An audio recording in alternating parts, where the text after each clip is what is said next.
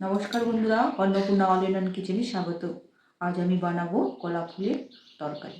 কলা ফুলের তরকারি বানানোর জন্য কলা ফুলটা আর আলু কেটে নিয়েছি এরকম করে। এটা জল দিয়ে হলুদ দিয়ে এটা আমি সেদ্ধ করতে বসিয়ে দেবো। গ্যাসটা জ্বেলে দিচ্ছি। এটা এটা ফুটিয়ে নেবো, কষটা যাতে বেরিয়ে যায়, তারপর কষটা ছেঁকে রান্না করবো। জল আর হলুদ দিয়ে সেদ্ধ করা হচ্ছে। এটাতে নুন দিই না, নুন আপনারা দিতেও পারেন, এতে কোনো ইয়ে নেই। কলা ফুলের তরকারির জন্য আমি হাফ কাপের মতো এটা মুগ ডাল এটা ভিজিয়ে রেখেছি, একটু ভিজিয়ে রেখেছি। জলটা ছেঁকে তরকারিতে দেব। এখন ভিজানো থাক। 5 মিনিট ধরে সেদ্ধ হয়ে গেছে, এবার গ্যাসের বন্ধ করে দিচ্ছি।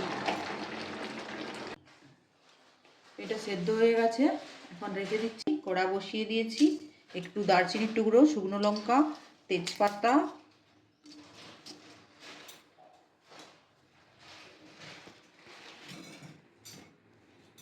তেল,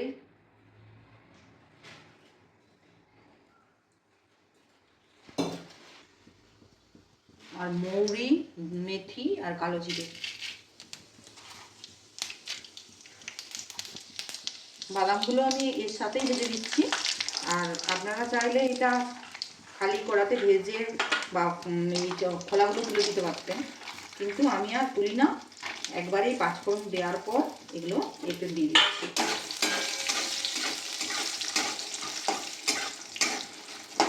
ভেজে নেব।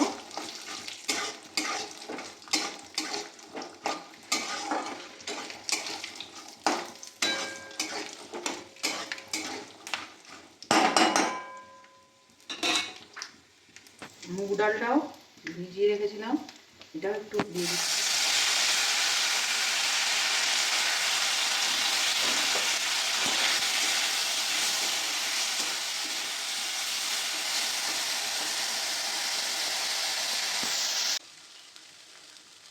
এটা জল ঝরিয়ে নিয়ে চলে এসেছি, এবার এটাও দিয়ে দিচ্ছি। একটু কলা ফুল আর আলুটা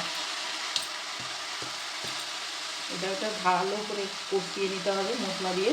মশলা মানে কিছু নয়, শুধু ওই জিরে গুঁড়ো আর হলুদ গুঁড়ো আর ঘি আর গরম মশলা আর একটুখানি গুড় দিতে হবে।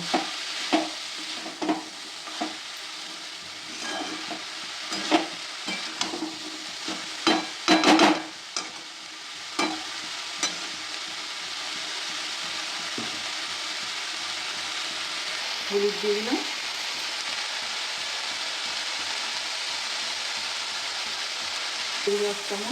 এক চামচ দিয়ে দেবো।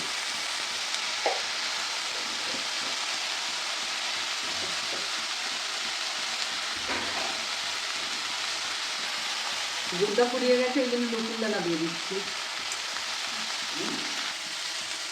নুন 1 চামচ। আর রাত থেকে ছোলা ভিজিয়ে রেখেছিলাম, সেই ছোলাটাও এখন কষে নেব। রাত থেকে ভিজিয়ে রেখেছিলাম, ছোলাটা ধুয়ে নিয়ে চলে এসেছি, এর সাথে দিয়ে দেবো। নিরামিষ দিনের তরকারি, খেতে এত সুস্বাদু, অথচ তেল মশলা কম। আপনারাও বাড়িতে বানিয়ে দেখবেন।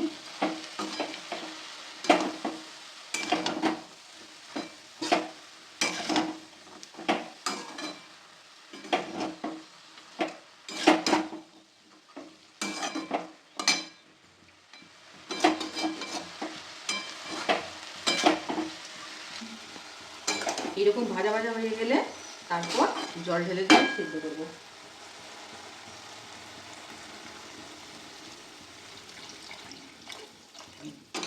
এটা সেদ্ধ করতে দিই 10 মিনিট, ঢাকা দিয়ে দিচ্ছি। ফিরে আসছি 10 মিনিট পর। 10 মিনিট পর ফিরে আসছি, এসে দিচ্ছি সেদ্ধ হয়ে গেছে। সেদ্ধ তো আমার আগেই হয়ে গেছিলো, এবার একটু ম্যাশ করে দিচ্ছি যাতে দেখি খেতে সুস্বাদু।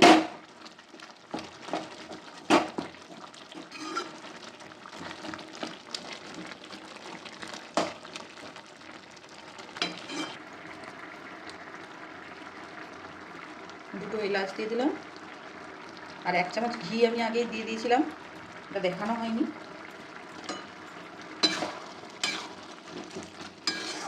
রেডি হয়ে গেছে আমার ছোলা ফুলের তরকারি, রেডি হয়ে গেছে। এবার ঢেলে নিচ্ছি।